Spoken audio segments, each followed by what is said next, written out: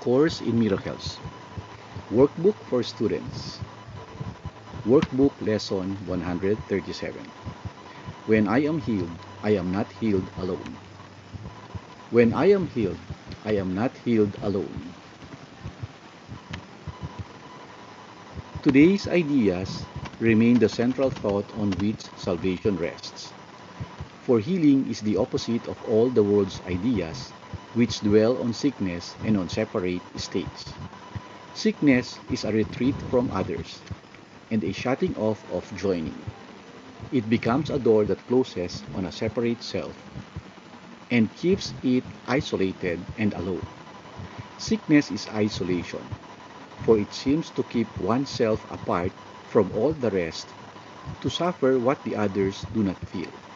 It gives the body final power to make the separation real, and keep the mind in solitary prison, split apart and held in pieces by a solid wall of sickened flesh, which it cannot surmount.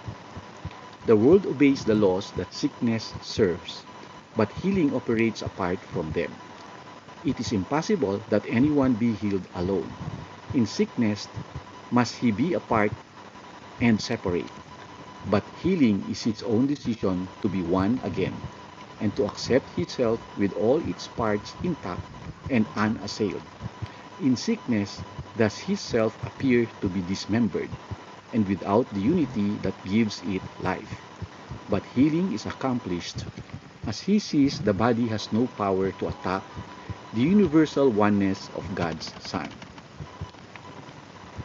Sickness would prove that lies must be the truth, but healing demonstrates that truth is true. The separation sickness would impose has never really happened. To be healed is merely to accept what always was the simple truth, and always will remain exactly as it has forever been. Yet eyes accustomed to illusions must be shown that what they look upon is false. So healing, never needed by the truth, must demonstrate that sickness is not real. Healing might thus be called a counter dream, which cancels out the dream of sickness in the name of truth, but not in truth itself. Just as forgiveness overlooks all sins that never were accomplished, healing but removes illusions that have not occurred. Just as the real world will arise to take the place of what has never been at all, healing but offers restitution for imagined states and false ideas which dreams embroider into pictures of the truth. Yet think not healing is unworthy of your function here, for Antichrist becomes more powerful than Christ to those who dream the world is real. The body seems to be more solid and more stable than the mind, and love becomes a dream, while fear remains the one reality that can be seen and justified and fully understood. Just as forgiveness shines away all sin and the real world will occupy the place of what you made, so healing must replace the fantasies of sickness which you hold before the simple truth. When sickness has been seen to disappear in spite of all the laws that hold it cannot but be real, then questions have been answered, and the laws can be no longer cherished or obeyed. Healing is freedom, for it demonstrates that dreams will not prevail against the truth.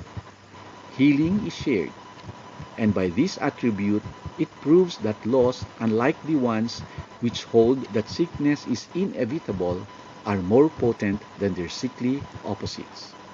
Healing is strength, for by its gentle hand is weakness overcome, and minds that were walled off within a body, free to join with other minds to be forever strong.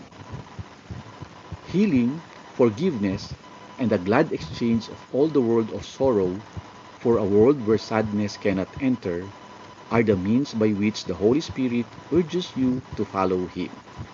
His gentle lessons teach how easily salvation can be yours, how little practice you need undertake to let His laws replace the ones you made to hold yourself a prisoner to death. His life becomes your own, as you extend the little help he asks in freeing you from everything that ever caused you pain.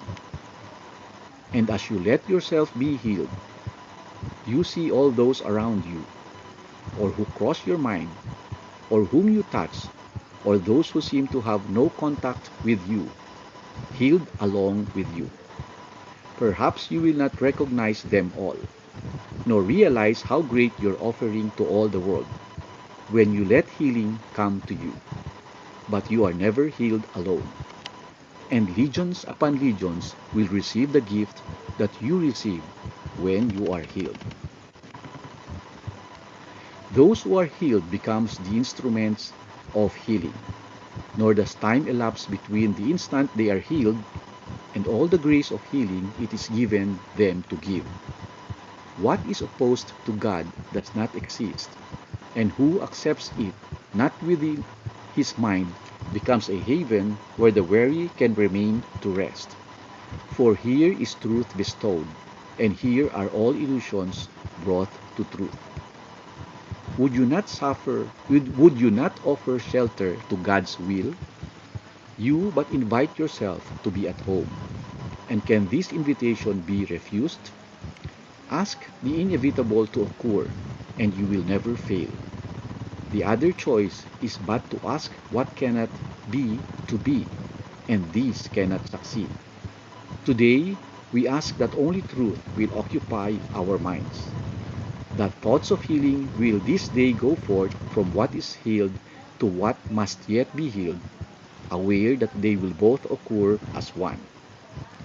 We will remember as the hour strikes, our function is to let our minds be healed, that we may carry healing to the world, exchanging curse for blessing, pain for joy, and separation for the peace of God. Is not a minute of the hour worth the giving to receive a gift like this? Is not a little time a small expense to offer for the gift of everything? Yet must we be prepared for such a gift. And so we will begin the day with this, and give 10 minutes to these thoughts with which we will conclude today at night as well. When I am healed, I am not healed alone, and I would share my healing with the world, that sickness may be banished from the mind of God's one Son, who is my only self. Let healing be through you this very day, and as you rest in quiet, be prepared to give as you receive, to hold but what you give, and to receive the Word of God to take the place of all the foolish thoughts that ever were imagined. Now we come together to make well all that was sick, and offer blessing where there was attack.